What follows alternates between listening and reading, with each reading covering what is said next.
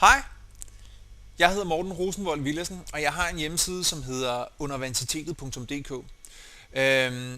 Men det er ikke så meget den, jeg vil snakke om her i dag. Jeg vil snakke om en anden hjemmeside. Den anden hjemmeside er lavet af en gut, der hedder Ivo Truxa. Og Ivo Truxa er fra Tjekkiet, og han har skabt en super hjemmeside, hvis man godt kan lide sådan noget med tal og fridykning og resultater, og hvem har lavet hvad. Hjemmesiden den hedder apnea.cz, og nu er vi her på forsiden, og som I kan se, så foregår der en hel masse, og jeg kan også fortælle, der er alle mulige ting, der er her. Men noget af det, som jeg bruger den meget til, det er den her del herovre, der hedder ranking.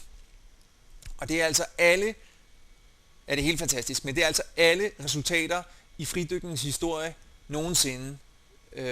Og hvis vi går herind under disciplinerne, så kan vi for eksempel her se statisk, dynamisk uden finder, konstantvægt osv. Hvis vi trykker på den her konstantvægt, så kommer vi altså ind i selve databasen med alle de her resultater, og det er overskueligt, og det er søgbart, og det er ranket, og der er virkelig styr på det, og der er blevet brugt rigtig mange timer på det her, og jeg har brugt rigtig mange timer på at sidde og nørde det bagefter. Nå, men nu skal jeg præsentere lidt for det her. Hvis vi nu tager nummer 1 her, Alexei Molchanov, 125 meter, det er en verdensrekord, blev sat her 6. juni 2012. Der er ikke så meget i det.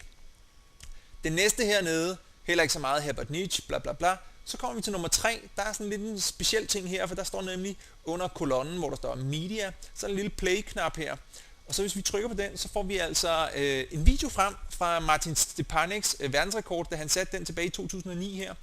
Og så kan vi altså se billeder, optagelser fra dykket og dagene op til, og den video, han ligesom har valgt, skal ledsage rekorden. Og det er altså noget, som man selv kan gå ind og loade op, hvis man har et dyk, hvor at man har lavet et resultat, som er blevet officielt. Altså hvis der er blevet lavet en video af det, så kan du linke dig til med YouTube eller Vimeo, eller hvad du bruger.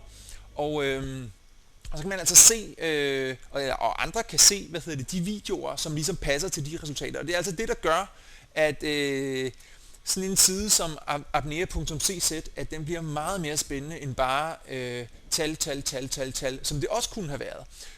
Hvis vi nu går herned til nummer 9, lad os tage nummer 12 hernede, det er den dybeste kvinde nogensinde, Natalia Molchanova, 101 meter. Hun har altså også en video her, den vil jeg så ikke trykke på, men jeg vil trykke på den ved siden af, hvor der er sådan en lille graf her. Så kan vi altså gå ind og se hendes dykkergraf fra det dyk. Og for dem, der ikke har set sådan nogen her før, så det vi har over til venstre her, det er dybden. Og det vi har her i bunden, det er tiden. Så vi kan altså se, med hvilken hastighed hun er gået nedad, og hvornår hun har begyndt at sætte farten ned og begyndt at falde ned gennem vandet, og så efter 2 minutter og 15 sekunder eller sådan noget, så er hun nået til bunden til 100 meters dybde, og så er hun så svømmet opad igen. Og sådan nogle ting kan man så sidde og nørde, man kan sammenligne med andre grafer og sådan nogle ting. Men så en virkelig cool ting, det er så, at jeg ved ikke, om jeg kan finde, jo, nu trykker på Natalia Molchanova her, så skal vi altså trykke på hende, på hendes navn, og så kommer der så et andet spændende aspekt frem af den her database. Og det er, at Ivo Truxa, han har så besværet sig med at gå ind og lave profiler for samtlige fridykkere nogensinde, som har fået lavet et resultat. Nogle af profilerne er selvfølgelig mere udbygget end andre, alt efter hvor mange resultater de har fået lavet, men det er altså virkelig meget her. Nu kan vi se her Natalia Molchanova, så kan vi altså gå ind og se alle hendes dybde resultater. Hun har altså lavet 86, herovre til venstre kan man se, hun har lavet 86 resultater i sin fridykkerkarriere. Det er altså ret mange. Og vi kan gå ind og se, hvor mange røde kort hun har fået, hvor mange blackouts hun har fået. Vi kan gå ind og se hendes hjemmeside, måske er hun dommer, ja det er hun, er Ida level E og sådan noget. Vi kan se alt muligt, og så kommer der noget virkelig sejt hernede, så kommer sådan en spindelvæv, ser det ud som om. Men det er altså sådan et stykke infografik, hvor man ligesom kan se, hvordan hendes resultater er i forhold til hinanden. Så man kan se, hvis de er lidt skævvrede, da hun ikke præsterer lige så godt i den ene disciplin som den anden, så vil det altså afsløre sig hernede i det her. Og så allernede skal vi så se, hvordan hendes resultater er i forhold til verdens bedste resultater.